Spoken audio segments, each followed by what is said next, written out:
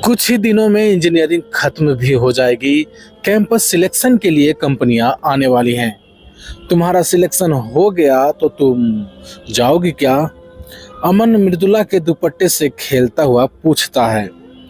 मृदुला को देखते ही बनता था कॉलेज के सारे लड़के फिदा थे उस पर, मानो जैसे नैन नक्श बड़े ही फुर्सत से तराशा गया हो। आंखें ऐसी कि जो एक बार को ध्यान से देख ले तो कुछ क्षण के लिए खो ही जाए। लेकिन मृदुला थी कि अमन पर जान छिड़कती थी। फर्स्ट ईयर में जब एडमिशन हुआ था तभी दोनों की मुलाकात पहली क्लास में हुई, और फिर देखते देखते कब एक दूसरे के इतने करीब आ गए कि कोई किसी एक का नाम भी ले तो बिना दूसरे का भी नाम लिए नाम पूरा ही ना होता। क्या स्टूडेंट्स, क्या टीचर्स, सबको पता था अमन और मृदुला के बारे में। इंजीनियरिंग के चौथे साल तक तो मृदुला का शरीर भी खिल के निखर गया था, लेकिन मृदुला थी कि अमन के अलावा उसे कोई और दिखता ही नहीं था। दिन रात जहन में बस एक ही नाम गूंजता था उसके, अमन, और कोई नहीं। ऐसी थी उनकी जोड़ी। लेकिन अब मृदुला को थोड़ा सा डर सताने लगा था। आखिरी साल जो था, जिसका जहां सिलेक्शन हुआ वो वहां चला जाएगा, और अगर मेरा और अमन का सिलेक्शन एक जगह नहीं हुआ तो अलग होना पड़ेगा। और मृदुला इस बात के लिए तैयार नहीं थी।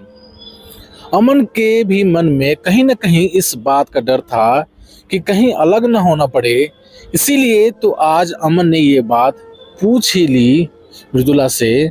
मृदुला पहले तो थोड़ी देर चुप रही, फिर बोली, मैं एक मन की बात बताऊं, मुझे तो किसी भी कंपनी में काम करने का मन ही नहीं है।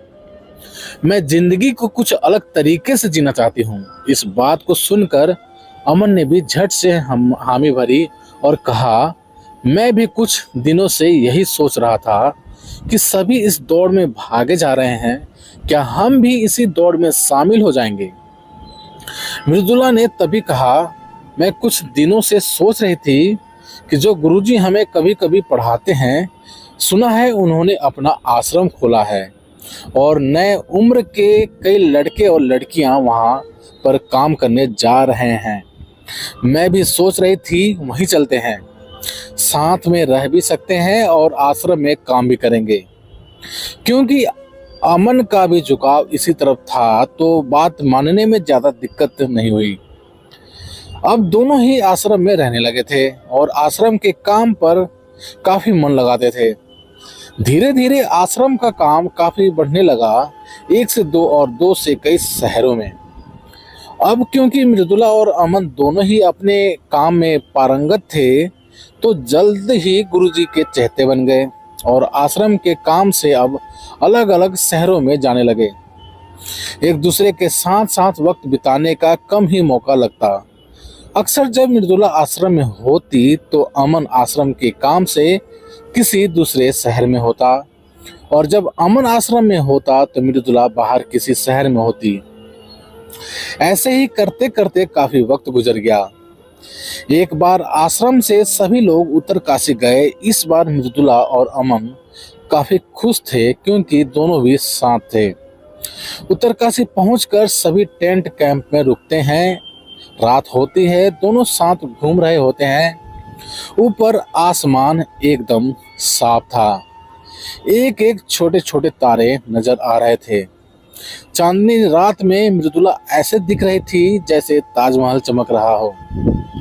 अमन देख रहा था मन भर के कि मृदुला पिछले कुछ महीनों में और भी निखर गई है, और यह देखकर वो आकर्षित हुआ जा रहा था।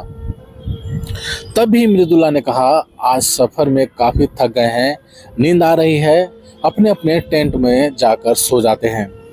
सुबह जल्दी उठेंगे और सुबह सूर्योदय और घास पर पड़ी ओस में चलने का आनंद लेंगे। और यह कहकर दोनों एक दूसरे को गुड नाइट बोलते हैं और चले जाते हैं। अमन अपने टेंट में पहुंचता है तभी उसे याद आता है कि सुबह इस्तेमाल होने वाले गुरुजी के कुछ जरूरी सामान उसी के पास हैं। उसे विचार आता है कि अभी जाकर गुरुजी के टेंट में दे आता हूँ, नहीं तो खामखा सुबह सुबह गुरुजी को दिक्कत होगी। और यह सोचते हुए अमन ने सामान का पैकेट लिया और गुरुजी के टेंट की तरफ चल दिया।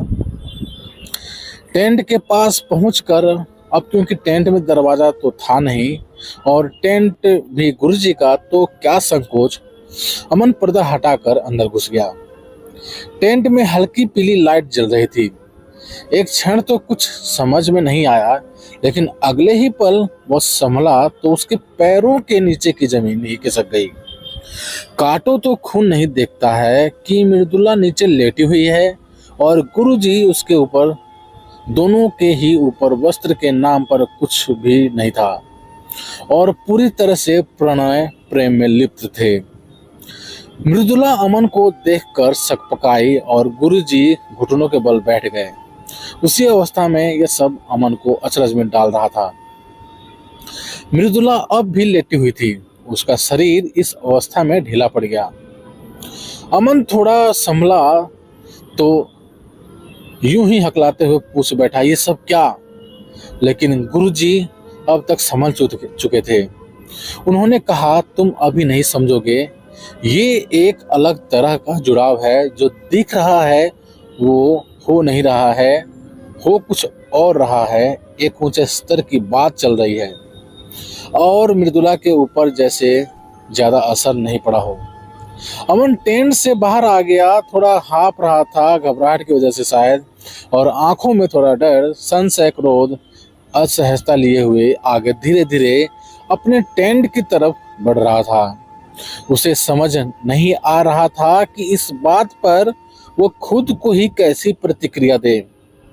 लेकिन उस दिन के बाद अमन ने उस आश्रम और मृदुला दोनों को ही त्याग दिया। तो प्यारे दोस्तों, आप सभी को ये कहानी कैसी लगी प्लीज कमेंट करके हमें जरूर बताएं। यदि ये कहानी आप सभी को पसंद आई हो तो लाइक करें, शेयर करें और चैनल पर नए हो तो प्लीज चैनल को सब्सक्राइब भी जरूर करें। चलिए दोस्तों, मिलते हैं आप सभी से एक और नई कहानी के साथ। तब तक के लिए जय हिंद।